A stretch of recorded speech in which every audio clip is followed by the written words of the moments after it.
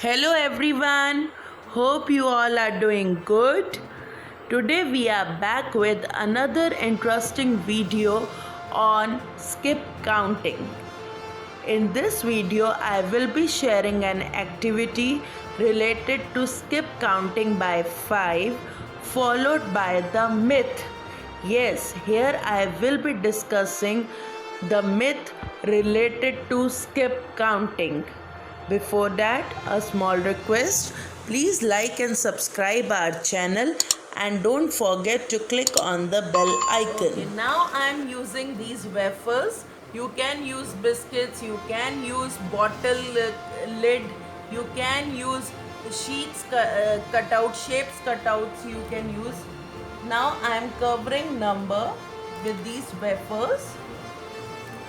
Okay, now ask your little one why I have covered four numbers and I am showing the fifth number. Probably after doing skip counting by 2 and 3, your little one will find it comfortable, will find it easier to answer that every time you are covering four numbers and you are moving on to the fifth, every time you are missing 4 numbers moving on the fifth, every time you are skipping 4 numbers and you are moving on the fifth number. So baby, can you continue doing this pattern orally or on the number chart? Okay, so now next what will you do? You will cover which numbers? 11, 12, 13, 14, and then which number you will show? Which number you will show? 15, okay. Then 20.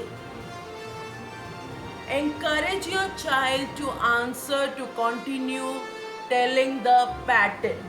Okay.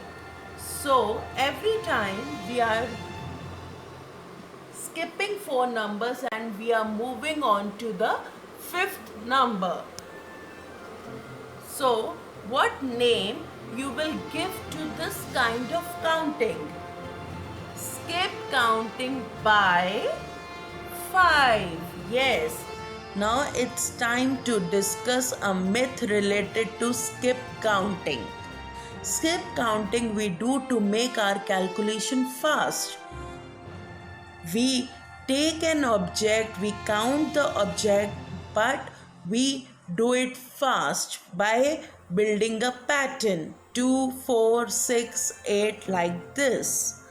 And whereas multiplication is an outcome of repeated addition. Here, pattern wise, skip counting can be related to tables. It can be related. I am not saying no to it, but the thing is, don't take it as an necessary concept. We should not load our children with this thought that first understand skip counting and with that only you will be able to build table. That is just a way of making your child memorize the table. If you are against the memorization of tables, so don't relate skip counting with tables. Let your child come up with the thought that the outcome of table is coming same as skip counting. Yes, skip counting shows the pattern like table, but table has another concept, table has another theory. Secondly, why skip counting is important for our children? Does it have any use in daily life? You have to tell your child how we need to know skip counting, how we make use of it in daily life. Yes, like beta, I count spoons in my kitchen, so every time I don't count it like this 1, 2, 3. How I do sometimes 2, 4, 6, 8. I make my counting easier like this. Okay, beta, when I'm putting fruits on my table, when I am putting apples, I'm arranging the apples in the basket.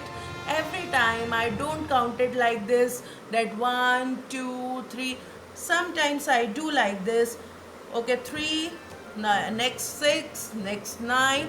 I keep on missing out the numbers and I do it fast with the help of skip counting. So, we will meet again with another concept of maths for our 4 years above. Please stay tuned and please subscribe. Thank you.